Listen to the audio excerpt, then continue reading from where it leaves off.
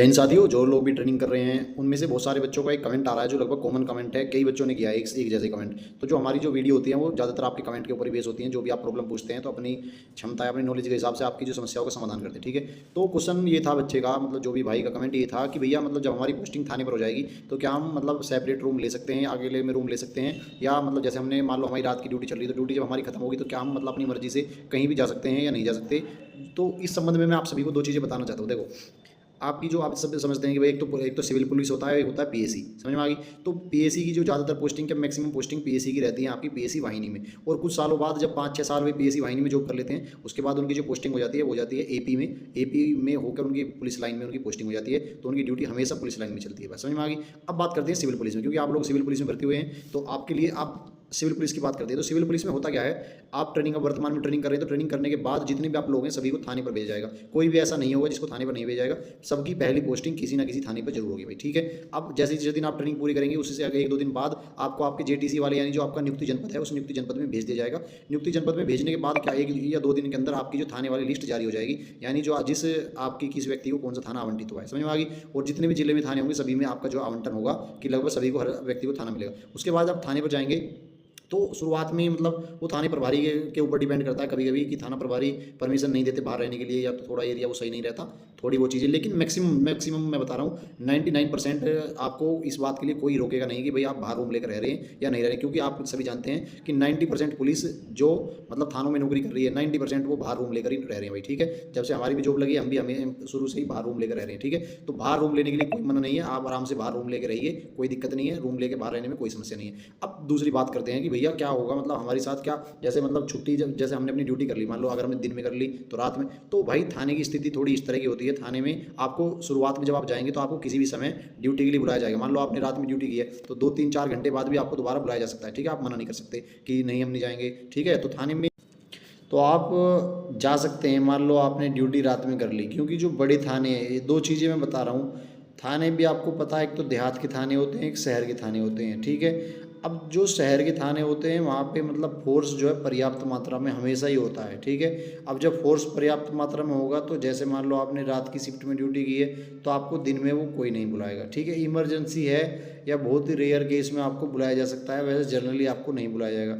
लेकिन जहाँ मैं बात करता हूँ गांव के थानों की, जो मतलब देहात के थाने होते हैं, वहाँ पे हमेशा फोर्स की कमी रहती है। समझ रहे हो बात, फोर्स की कमी रहती है। तो क्या होता है वहाँ पे, तो आपने जैसे रात में ड्यूटी करी, दिन में जैसा आपने रात में गश्त करी, ठीक है, तो दिन में आपको बुला लिया जाएगा। जैसे आपकी जो रात की वाली ड्यूटी है वो सुबह 5-6 बजे तक ख़त्म हो गई तो लगभग आपको 12-1-2 बजे के करीब, क्योंकि 12 या 1 बजे से बाद में ही जो है मुलजिम जो है कोर्ट जाते हैं या मुलजिम जेल जाते हैं। जो 151 वाले मुलजिम होते हैं वो तो मतलब तहसील में जाते हैं, जो जेल वाले मुलजिम होते हैं वो जिला जेल में जाते हैं। तो उसके लिए आपको बुलाया जा सकता है भाई। ठीक है, लेकिन ऐसा नहीं है कि हमेशा आपको बुलाया जाएगा। जो भी आप लोग जाएंगे तो रोटेशन के हिसाब से, अगर आप कल गए तो आपको परसों नहीं, मतलब डेली वेज नहीं बुलाया जाएगा। लेकिन हाँ, आपको रात में अगर आपने ड्यूटी की है तो दिन में आपको मुलजिम के लिए या किसी और काम के लिए कहीं मतलब कहीं दबिश में जा रहे हैं या कोई और भी सारी चीज़ें हैं तो उनके लिए आपको बुलाया जा सकता है। ठीक है,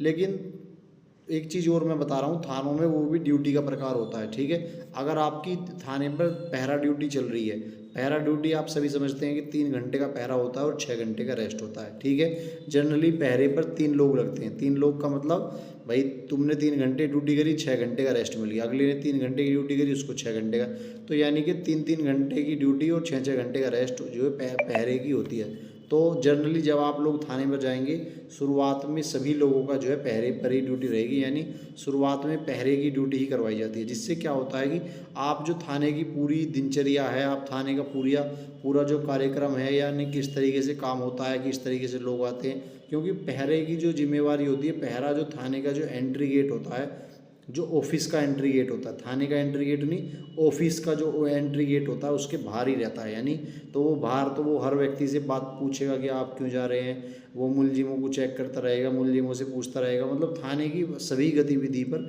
जो पहरा ड्यूटी होता है वो सभी ध्यान रखता है। उसे पहरा ड्यूटी को ही संतरी ड्यूटी भी कहते हैं। तो संतरी ड्यूटी जो पहरे वाली ड्यूटी है, पहरा सभी को करना पड़ता है। जो आप नए नए जाएंगे तो जनरली आपका लगभग 1-2 महीने तक लगातार पहरे की ड्यूटी चलती रहेगी। रोटेशन के हिसाब से मान लो आप 10 लोग गए तो शुरुआत में 3 लोगों की पहरे चलेगी, उसके बाद फिर उनको कोई, तो धीरे धीरे क्या है ड्यूटी में चेंजेस आएंगे, लेकिन जो पहरा ड्यूटी है वो सभी से कराई जाएगी भाई, ठीक है। जो पहरा ड्यूटी, क्योंकि उसमें आप थाने का जो काम, तो आप जो थाने का जो कामकाज है आप उसी में सीख सकते हैं। उसके बाद आपको जो फिर आपकी गश्त लगेगी। गश्त का क्या मतलब होता है? गश्त का यही होता है कि मतलब गश्त, जैसे मतलब जो पुराने सिपाही होंगे तो आपकी ड्यूटी उनके साथ लगेगी, तो आपको उनके साथ गश्त पर जाना पड़ेगा। जैसे रात्रि गश्त होगी, दिन में भी गश्त पर जाते हैं, तो ये भी एक ड्यूटी का प्रकार है जो शुरुआत में आप लोगों से कराया जाएगा, ठीक है।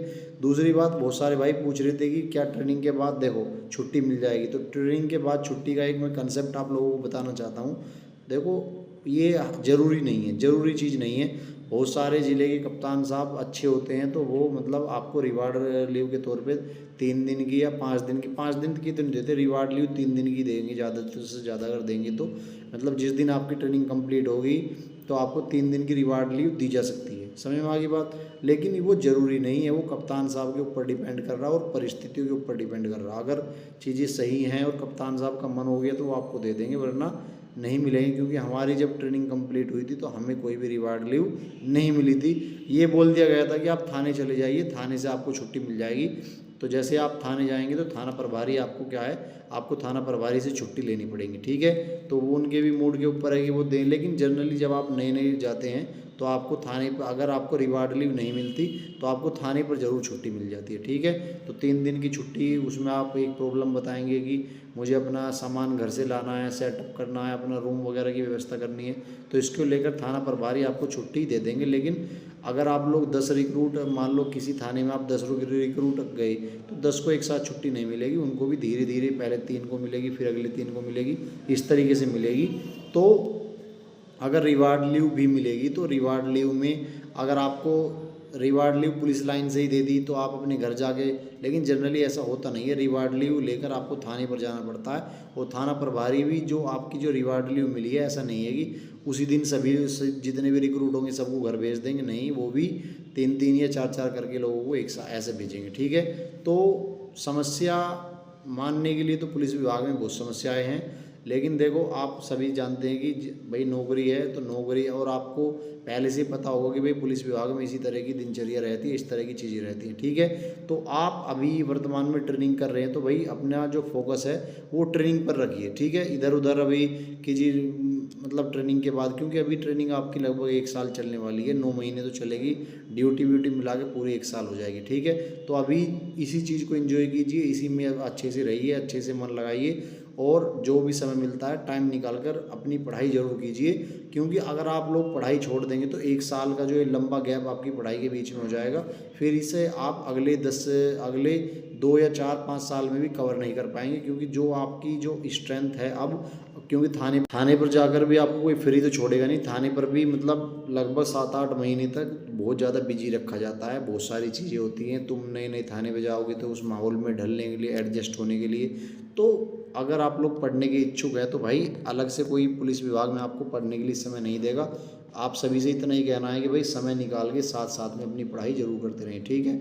जो भी टाइम मिल रहा है, 1 घंटा 2 घंटा 3 घंटा, क्योंकि आप अभी टच में हैं तो आप कर लेंगे। तो कोई जिस भी जॉब की आप तैयारी करना चाहते हैं करते रहिए, पढ़ाई मत छोड़िए बीच में बिल्कुल भी। अगर आपने गैप दे दिया, मान लो पूरी ट्रेनिंग के दौरान आपने पढ़ाई नहीं की, तो भाई रिकवर करने में आपको बहुत ज़्यादा समय लग जाएगा, फिर चीज़ें इतनी आसानी से आप कर नहीं पाएंगे, ठीक है। तो आप सभी के लिए परेशान नहीं होना, मस्त रहिए, अच्छे से खाना पीना खाइए, अपने माता पिता से बात कीजिए, और जो भी समय मिल रहा है उसको अपनी पढ़ाई में दीजिए भाई, ठीक है। जय हिंद।